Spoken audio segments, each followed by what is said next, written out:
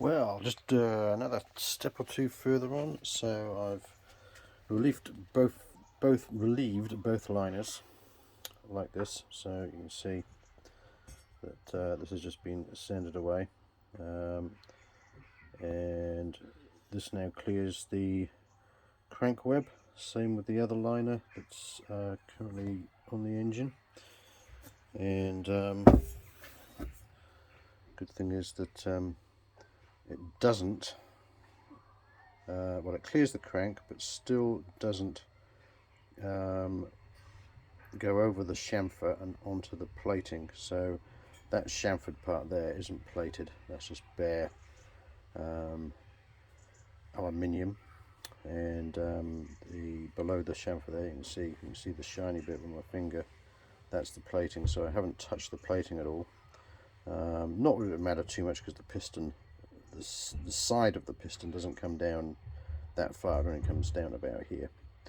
But just if you do touch the plating, there's a risk that it could sort of flake.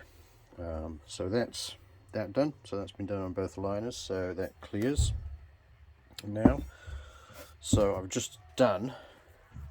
So there's one of that's the front piston, front horizontal. So that's been machined. This one's a little bit better on the step where he's blended in the new radius to the existing dome. You can see he's just done a bit of a cut on that dome, but both pistons are dimensionally the same. So I first thing I did was a compression check. So I re-measured the clearance volume, and that came out at 35 mils. So that gives us a new compression rate of 10.26 to 1, which is fine. A little bit low for racing, but it's not my engine. Then the squish, measured the squish with solder, and the it didn't compress the solder at all, and the solder is there they are. Hello. They are 1 mil solder, so it didn't compress, so that means that the squish is bigger than 1 mil.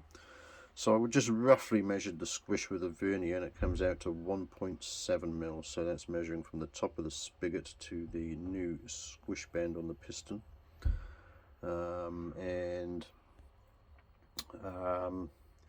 Yeah, it's not the best, most accurate measurement, but it's around about 1.7 mil, which is more than I would have liked, but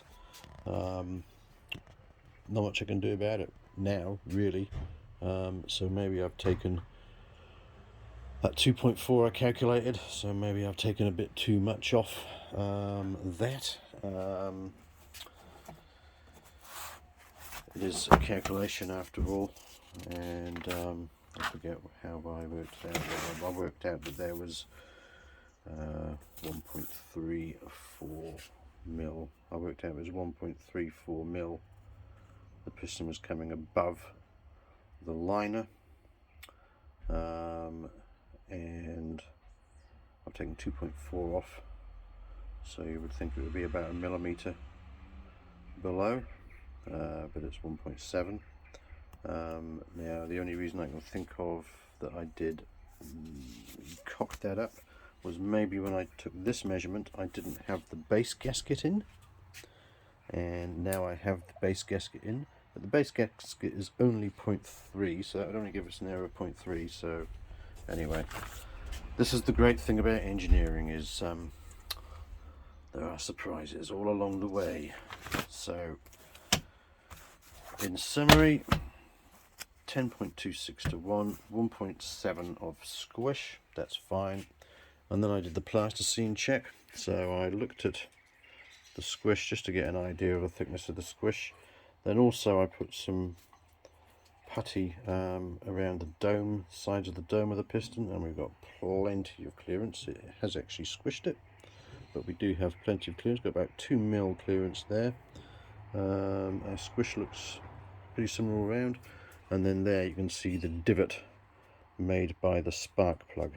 So the remaining things to do on these pistons is to put a bit of a chamfer on that side of the piston, just that side, just to give us a little bit of a clearance. So I'll try and gauge how thick. I'll just peel that off gently and just have a look at how thick that clay is underneath the spark plug electrode.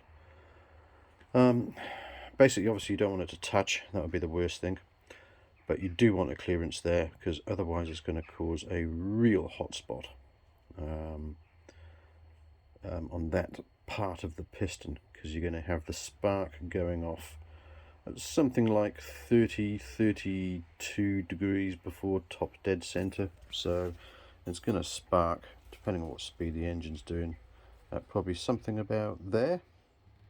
So that's when your spark plug's going to go off, bang, and then as the piston comes up, obviously you want it to clear. So yeah, that'll be interesting. Top, no contact at all, so we've got plenty of clearance. We've got a little bit of contact there, but we've got, you know, about 2 maybe 3 mil of clearance there, so we're not near anything there.